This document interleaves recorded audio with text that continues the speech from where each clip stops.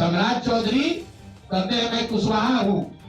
7 लोगों की जिनकी हत्या के ये अभियुक्त हैं, आरोप नहीं है कि जिस व्यक्ति को जेल में होना चाहिए वो आदमी यहाँ का उप मुख्यमंत्री बना हुआ है।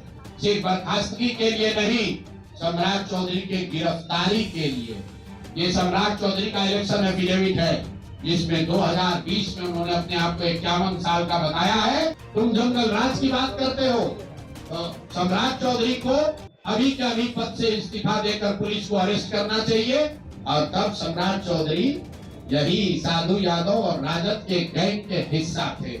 चीफ जुडिशियल मजिस्ट्रेट ने नाबालिग होने के नाम पर इनको वहां से राहत दी।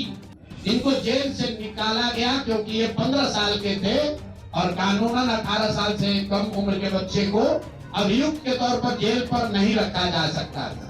सम्राट चौधरी उर्फ राकेश कुमार उर्फ सम्राट कुमार मौर्य उस केस में संदिग्ध अभियुक्त के तौर पर नामजद थे या नहीं थे, ये प्रेस में वो बता दें। शिल्पी गौतम रेप और मर्डर केस और शिल्पी गौतम के साथ ऐसा आरोप लगा था कि उनके साथ सामूहिक बलात्कार और उसके बाद उनकी हत्या कर दी गई थी। तब के भाजपा के नेता सुशील कुमार मोदी जी ने उठाया था। तो मुख्यमंत्री नीतीश कुमार सीधे इस पर कार्रवाई करें। हम लोग राज्यपाल के पास डेलीगेशन लेकर जाएंगे।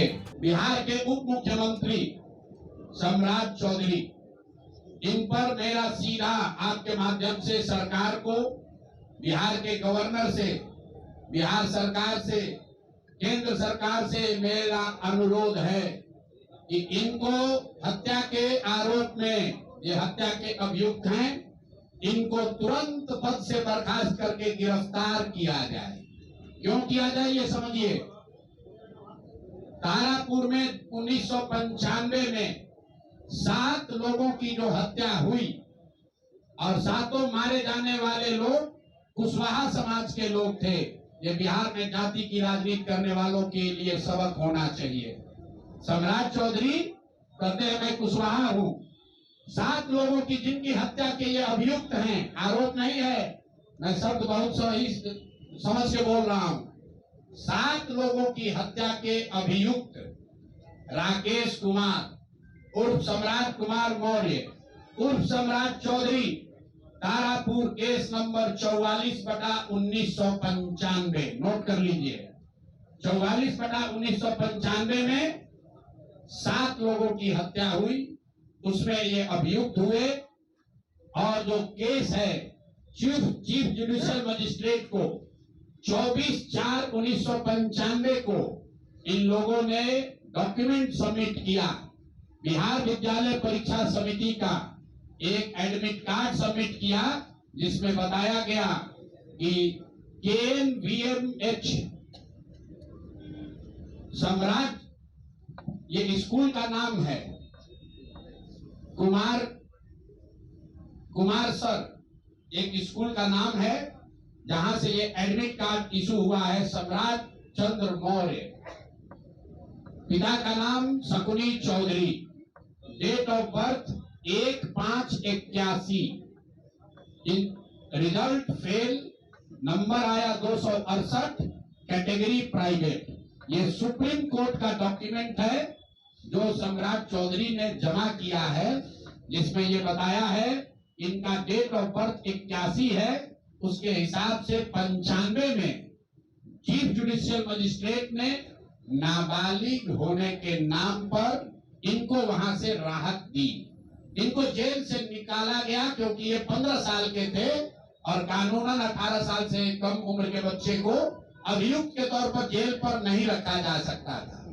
अब ये बात तो पब्लिक की जानकारी में है। अब मैं क्यों कह रहा हूं कि इनको आज अरेस्ट करना चाहिए, क्योंकि 2020 का जो सम्राट चौधरी ने अपना इलेक्शन एफिडेविट दिया है, इसमें अपना उम्र इन्होंने बताया है 51 साल। ये सम्राट चौधरी का इलेक्शन एफिडेविट है। इन्होंने अपना उम्र बताया 2020 में 51 साल। इसका मतलब है कि 2020 माइनस 26, तो 1995 में इनका उम्र था 25 साल, 26 साल। तो 26 साल के उम्र के आदमी को कोर्ट ने गलती से गलत सर्टिफिकेट के आधार पर नाबालिग होने के नाम पर अभियुक्त होने के बावजूद, ध्यान दीजिए, अभियुक्त होने के बावजूद इनको जेल से बरी कर दिया गया था। ये 15 साल के हैं, जबकि इनका अपना डॉक्यूमेंट बता रहा है कि उस समय 26 साल के थे। तो 26 साल के उम्र के आदमी पर अगर 6 लोगों की हत्या का आरोप है, तो जब तक कोर्ट से वो फ्री नहीं होते हैं तब तक उनको जेल में होना चाहिए। और ये आदमी यहाँ का उप मुख्यमंत्री बनकर बैठा हुआ है। तो मैं यहाँ के मुख्यमंत्री से और बिहार के माननीय राज्यपाल से ये अनुरोध कर रहा हूं कि हत्या का आरोपी, हत्या का अभियुक्त सम्राट चौधरी राकेश कुमार उर्फ सम्राट चौधरी उर्फ सम्राट कुमार मौर्य आज संवैधानिक पद पर बैठे हुए हैं। ये देश के संविधान का, देश के विधि विधान का इससे बड़ा अपमान नहीं हो सकता है कि जिस व्यक्ति को जेल में होना चाहिए वो आदमी यहाँ का उप मुख्यमंत्री बना हुआ है। तो मुख्यमंत्री नीतीश कुमार सीधे इस पर कार्रवाई करें, नहीं करेंगे तो कल परसों में हम लोग राज्यपाल के पास डेलीगेशन लेकर जाएंगे, सिर्फ बर्खास्तगी के लिए नहीं, सम्राट चौधरी के गिरफ्तारी के लिए। पूरा समझिए, मैं कैमरे पर कह रहा हूं, सम्राट चौधरी हत्या के अभियुक्त है, जेल से फर्जी डॉक्यूमेंट निकाल कर बाहर निकले हैं। या तो इनको बर्खास्त करके गिरफ्तार कीजिए और नहीं तो देश में जितने लोग हत्या किए हैं उनको भी जेल से छोड़ दीजिए। ये हालात है, ये डॉक्यूमेंट है आपके सामने। ये सम्राट चौधरी का इलेक्शन एफिडेविट है जिसमें 2020 में उन्होंने अपने आप को 51 साल का बताया है। उसके मुताबिक 1995 में वो 26 साल के थे और कोर्ट में इस आधार पर इनको बरी किया गया है कि ये 15 साल के बालक हैं। तो ये बता दें कि ये हत्या के आरोपी हैं। इन्होंने जो सर्टिफिकेट दिया है वो ठीक है कि नहीं है। बाकी ये भाई साहब जो घोटाला किए हैं अपने डिग्री उग्री में, तो बहुत छोटी बात है।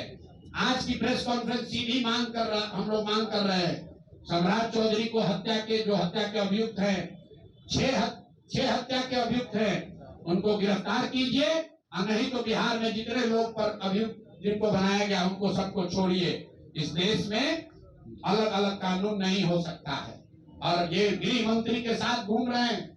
मोदी जी को हम लोग कल पत्र लिखेंगे कि आपके पार्टी का नेता, जितने लोग भाजपा के समर्थक हैं, भाजपा के जितने लोग नेता हैं, कार्यकर्ता हैं, वोटर हैं, आपके जरिए से सबको बता रहा हूं, मेरे भाई एक बार अपने दिल पर हाथ रखकर सोचो, जिस व्यक्ति पर 6 लोगों की हत्या का आरोप है, जो व्यक्ति 6 लोगों की हत्या का अभियुक्त है, उसको तुम अपना नेता बनाकर बिहार का उप मुख्यमंत्री बनाए हो और तुम अपराध की बात करते हो, तुम जंगल राज की बात करते हो।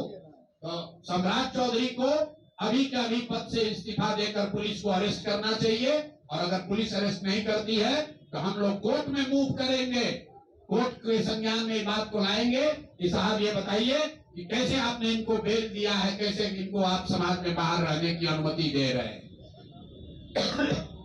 और सम्राट चौधरी की अंतिम बात इनके अपराध की गाथा की, सिर्फ हत्या के अभियुक्त नहीं है, बिहार में पुरानी पत्रकारिता करने वाले लोग, आपने शिल्पी गौतम के रेप और हत्याकांड की कहानी सुनी होगी। आपने सुना होगा कि लालू जी के जंगल राज का जो चरम सीमा था, जितनी यहाँ माताएं बहने हैं, जो पढ़े लिखे लोग, समझदार लोग हैं, स्वच्छ छवि वाले बिहार में रहने वाले लोग हैं, याद कर लीजिए शिल्पी गौतम रेप और मर्डर केस, जिसमें एक डॉक्टर के लड़के को और शिल्पी गौतम के साथ ऐसा आरोप लगा था कि उनके साथ सामूहिक बलात्कार और उसके बाद उनकी हत्या कर दी गई थी।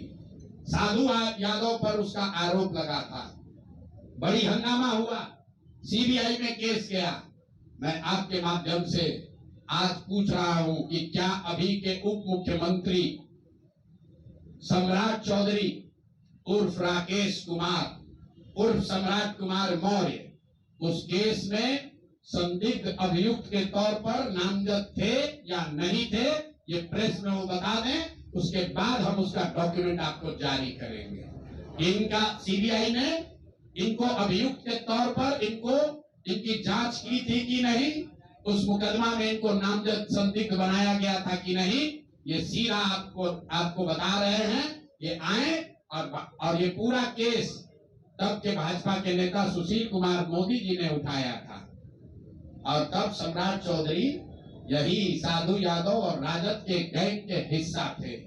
और अब वो बता दें, हम इतना ही बोल रहे हैं, अभी से भी गांधी जी ने कहा है गलती हो गई तो आकर माफी मांग लो, आकर बताइए कि उस केस में आप अभियुक्त के तौर पर आपको सीबीआई ने आपकी जांच की थी कि नहीं की थी, आपके सैंपल टेस्ट लिए गए थे कि नहीं लिए गए थे, आपके उस घटना में क्या संलिप्तता है नहीं है, ये बताइए।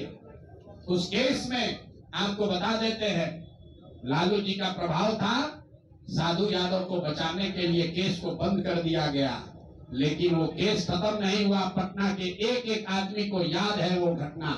तो अब राकेश कुमार बताएं, आज के सम्राट चौधरी बताए कि उस केस में इनकी भूमिका क्या थी, उसमें ये नामजद थे कि नहीं थे, और थे तो इन्होंने इसको डिस्क्लोज क्यों नहीं किया। अब आज का घोषणा खत्म।